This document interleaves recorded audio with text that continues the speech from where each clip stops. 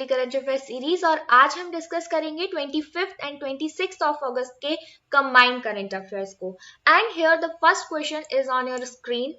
Which state 7 indigenous food products have been launched by Union Minister of State for Food Processing Industries and Jal Shakti Prahlad Singh Patel? And the options are Assam, Manipur, Odisha and Madhya Pradesh. So here the right answer is option B. Manipur के जो union minister for state food processing industries और जल शक्ति minister हैं प्रहलाद सिंह पटेल, उन्होंने 7 indigenous food products of Manipur को launch किया है as a part of make in India initiative. और ये जो इंडिजीनियस फूड प्रोडक्ट्स हैं उनमें शामिल है black rice laddu, black rice fruit and nut cookies, hot and spicy bhujia, kabok et cetera. यहाँ पर आप देख सकते हैं मणिपुर में काफी फेमस है ब्लैक राइस और ब्राउन राइस भी नॉर्थ ईस्ट रीजन में काफी अच्छे वैरायटी में पाए जाते हैं जो कि इंडिया के अदर पार्ट्स में नहीं मिलते हैं, राइट। तो ब्लैक राइस और ब्राउन राइस, अगर ये क्वेश्चन भी आता है तो आप यहाँ पर सही आंसर चूज कर सकते हो, राइट। ये जो प्रोडक्ट्स हैं ये डेवलप किए गए हैं under the incubation lab project of Manipur food industries corporation limited in collaboration with TQS global Ghaziabad और इसका बजट है 10 लाख रुपीस का, राइट। तो मणिपुर में इंडिजीनियसली डेवलप फूड प्रोडक्ट्स को प्रमोट किया जा रहा है, इसके लिए सेंट्रल गवर्नमेंट काफी ज्यादा फोकस कर रही है। नेक्स्ट क्वेश्चन है हमारा, युक्त धारा is a portal to plan for new Manrega assets using remote sensing and GIS based information. The portal has been launched by which organization?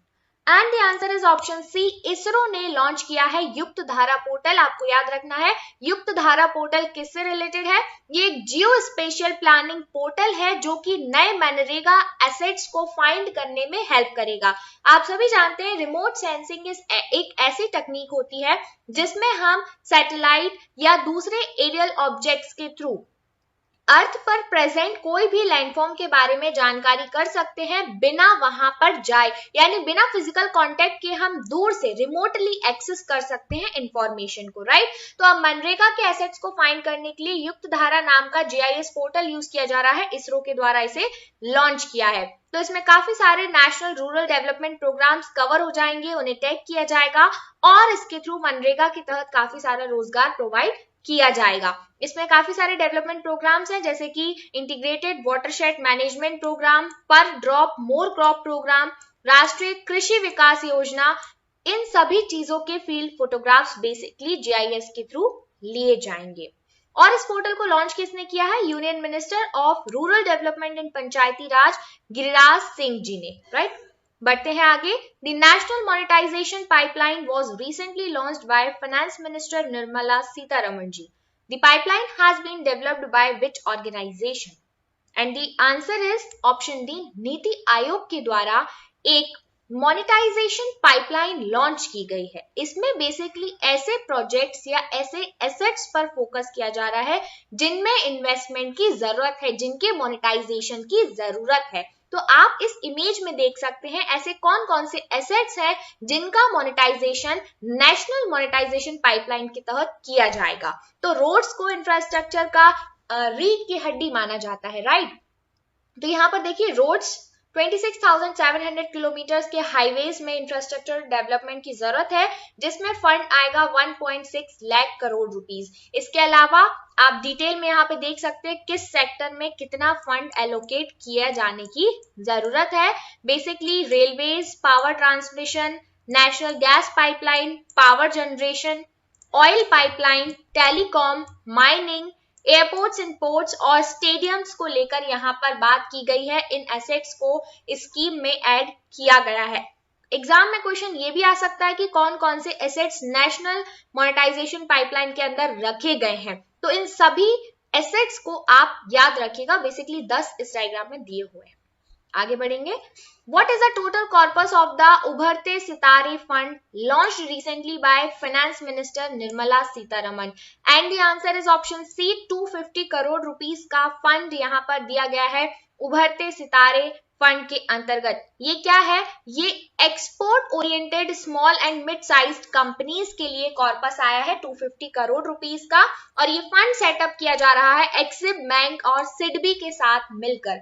Exim bank और सिडबी याद रखना है, ये क्वेश्चन यहाँ पर इंपॉर्टेंट बनता है। ये स्कीम जो है उत्तर प्रदेश में काफी सक्सेसफुल होने वाली है, क्योंकि यहाँ पर बहुत ज्यादा एमएसएमईज है। हम कह सकते हैं कि इंडिया में highest number of MSMEs Uttar Pradesh में है, राइट। तो इन एमएसएमईज को प्रमोट करना है, इनके एक्सपोर्ट को बूस्ट करना है, इन सभी चीजों पर फोकस बेसिकली इसमें किया जाएगा। नेक्स्ट क्वेश्चन है, who has been appointed as the new governor of Manipur, and the answer is option B La Ganesan. ये मणिपुर के नए गवर्नर बन गए हैं, जो कि तमिलनाडु से बीजेपी के लीडर हैं। Next question, world water week जो कि 2021 में अगस्त 23 से 27 तक मनाया जा रहा है, ये किस इंटरनेशनल ऑर्गेनाइजेशन के द्वारा मनाया और इसका हेडक्वार्टर कहाँ पे है? तो देखिए क्वेश्चन में ही दिया गया है कि इंटरनेशनल ऑर्गेनाइजेशन सीवी के द्वारा सेलिब्रेट किया जा रहा है। सीवी का हेडक्वार्टर कहाँ पर है?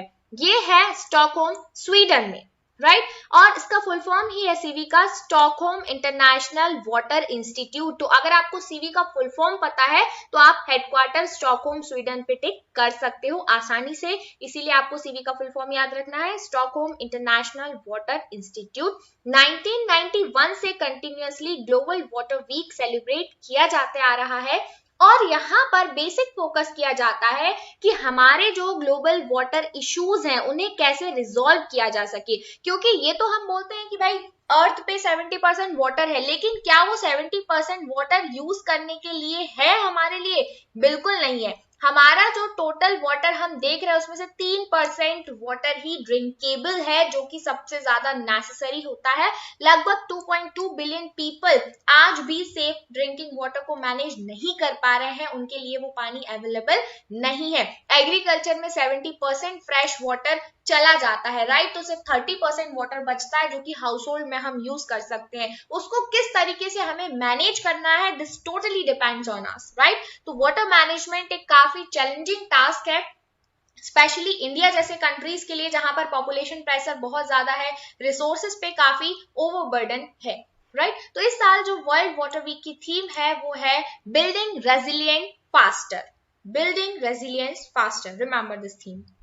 Next question, name the Indian UT which has recently launched first of its kind online grievance redressal portal to address the grievances of the migrants in the UT. And here the answer is Jammu and Kashmir.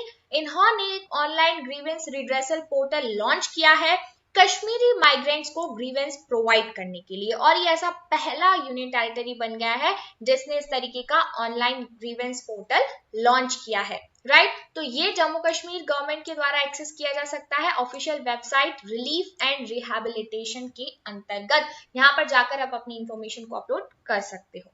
Next question, neo bolt is India's first indigenous motorized wheelchair vehicle. The vehicle has been developed by which institution?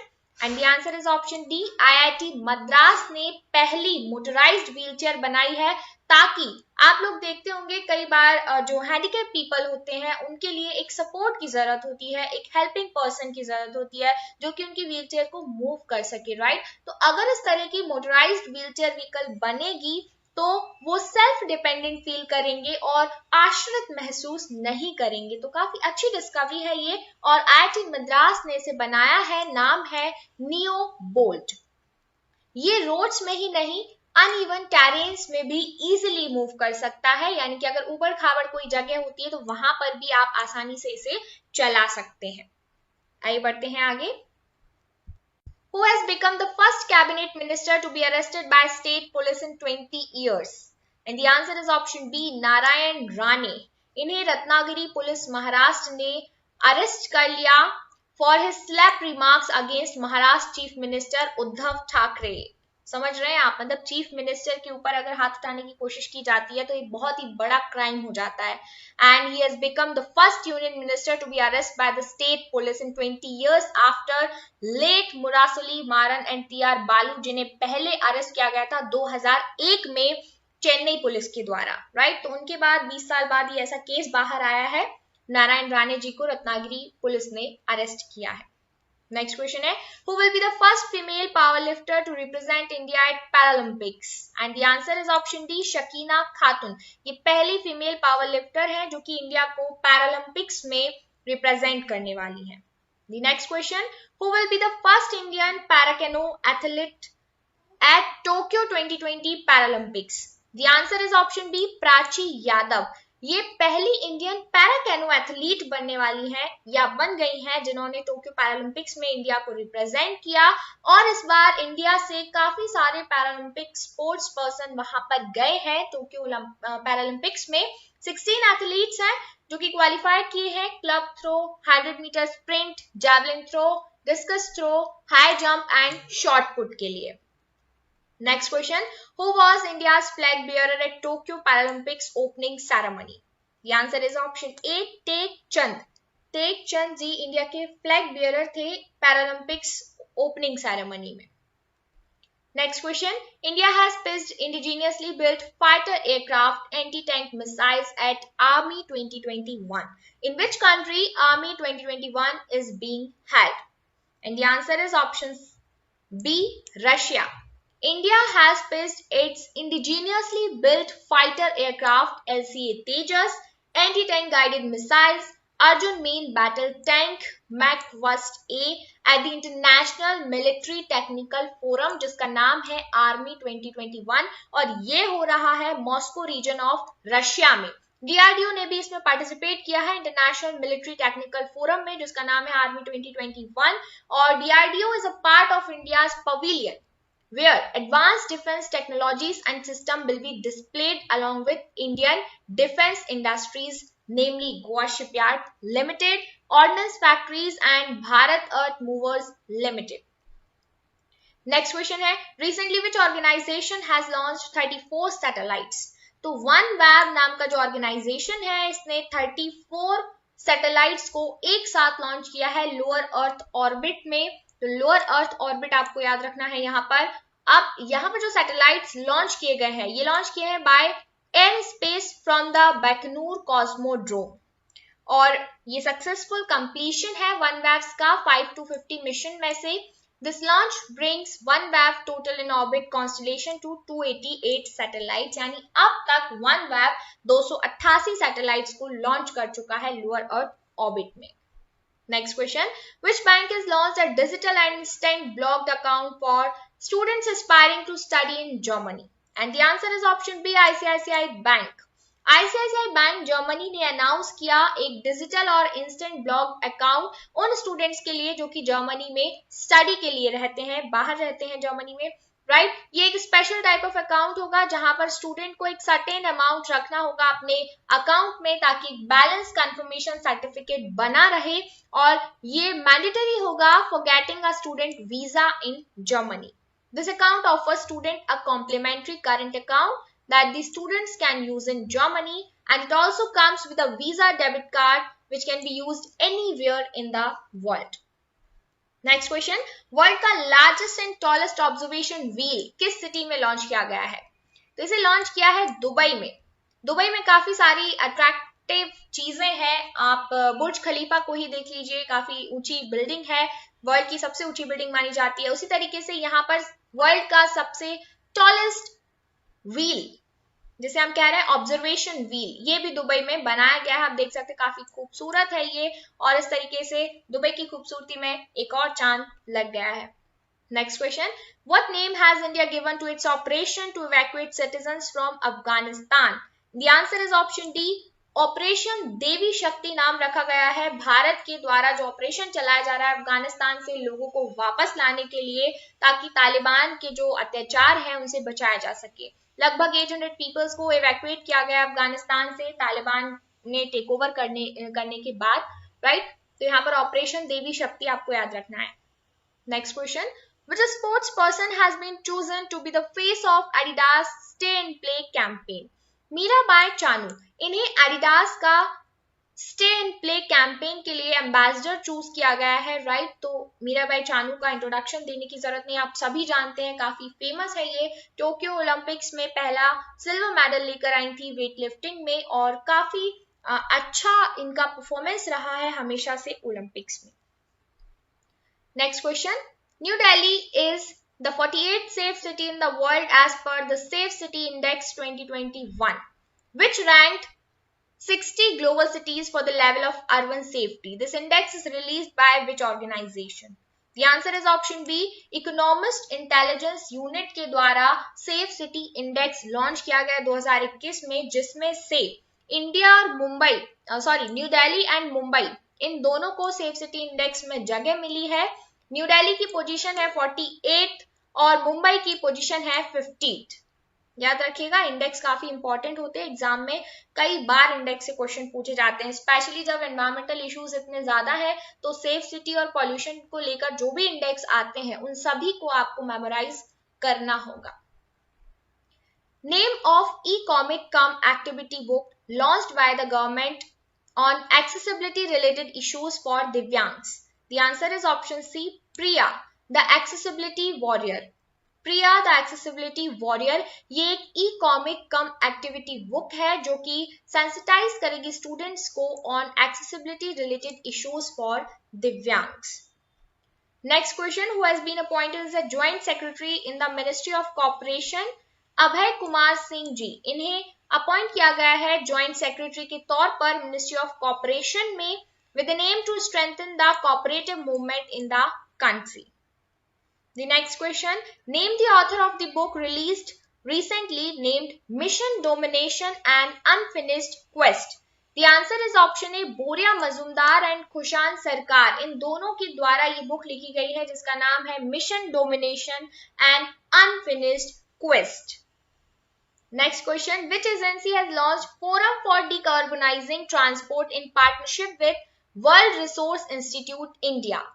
नीति आयोग के द्वारा launch किया गया है forum for decarbonising transport world resource institute के साथ मिलकर।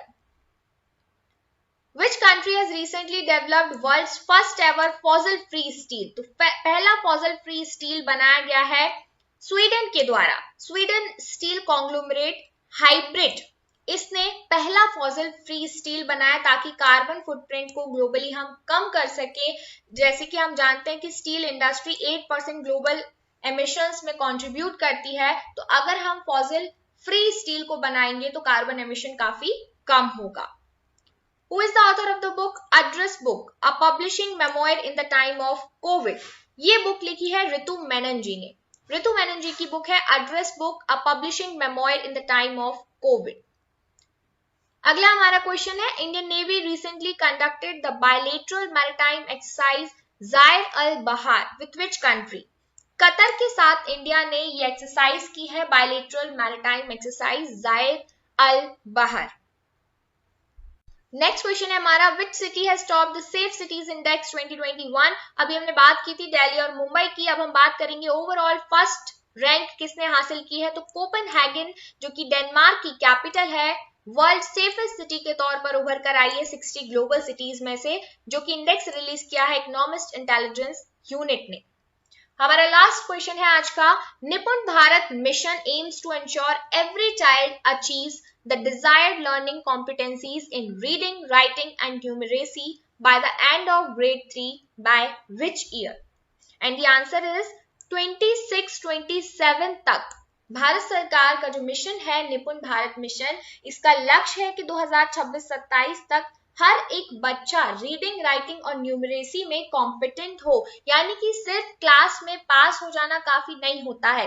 Third class तक के कई ऐसे बच्चे हैं जो कि स्कूल में पास तो हो गए हैं, गवर्नमेंट स्कूल्स में या किसी भी स्कूल में पढ़ तो रहे हैं, लेकिन उनमें वो कॉम्पिटेंसी नहीं होती है, ठीक से उन्हें पढ़ना लिखना नहीं आता है, न्यूमेरिकल सॉल्व करना नहीं आता है, राइट। अब अगर हम यहाँ पे बात करें कि फंडामेंटल लिटरेसी और न्यूमरेसी है क्या, तो फंडामेंटल लिटरेसी का मतलब है ऐसी स्किल्स और स्ट्रेटेजीज जिनके थ्रू कोई बच्चा बोलना, पढ़ना और लिखना सीखता है, अपने थॉट्स को रिप्रेजेंट करना सीखता है। तो जब तक ये उस बच्चे के अंदर नहीं आता है तब तक वो पढ़ा लिखा कहला नहीं सकता है। न्यूमरेसी की बात करें तो it is the ability to reason and to apply या सिंपल न्यूमेरिकल कंसेप्ट्स। अगर हम किसी मान लीजिए हमने कोई थ्योरी पढ़ी, कोई कंसेप्ट पढ़ा, कोई फॉर्मूला पढ़ा, अगर हम उसे अप्लाई नहीं कर पा रहे हैं तो यानी कि हमारे अंदर न्यूमरेसी नहीं है, राइट। तो ये सारी बेसिक चीजें हैं जिनके बिना हमारी जो एजुकेशन है वो किसी भी काम की नहीं है, कॉम्पिटेंट नहीं है, कंपैटिबल नहीं है। इसके लिए निपुण भारत स्कीम बेसिकली लॉन्च की गई है जो कि आज की जरूरत है। राइट देखिए यहाँ पर कहा गया है कि 55% इंडिया के स्कूल गोइंग चिल्ड्रन को ठीक से पढ़ना या लिखना नहीं आता है क्लास 5 तक। वर्ल्ड बैंक के लर्निंग पॉवर्टी इंडेक्स में ये बात कही गई है। 13 से 18% स्टूडेंट्स ऐसे हैं थर्ड, फिफ्थ और 8th क्लास के जो कि बेसिक लर्निंग लेवल्स में 39 से 53% ही अचीव कर पाते हैं। प्रोफिशिएंसी रिपोर्ट में NAS 2017 में ये बात कही गई है।